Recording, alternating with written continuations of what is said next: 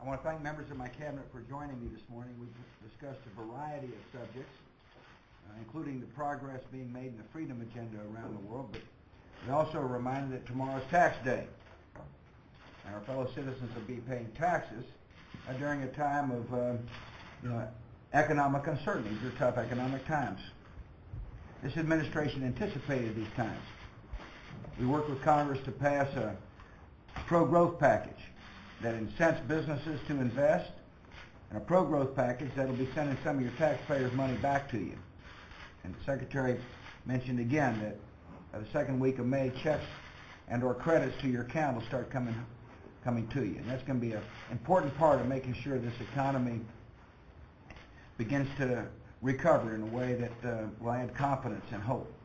One way Congress can act is to make the tax cuts permanent. If they really are that concerned about economic uncertainty, they ought to create certainty in the tax code.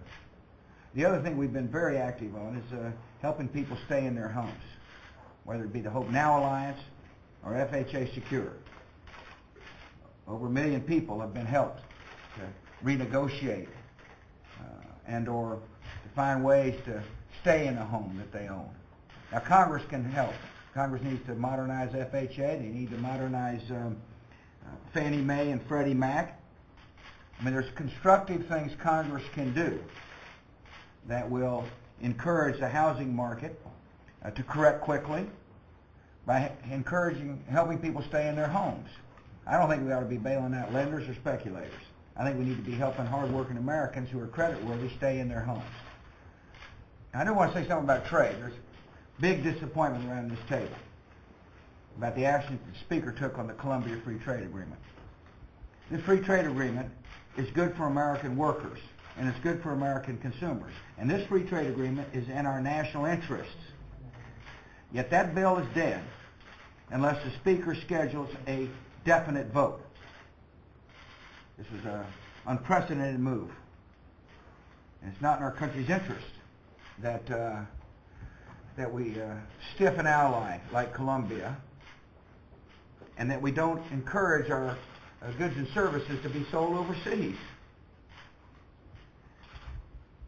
Congress recently has been working on legislation for beach monitoring and landscape conservation. And those are important issues, but not nearly as important. FHA modernization, the Colombia Free Trade Agreement are making the tax cuts permanent. Thank you very much.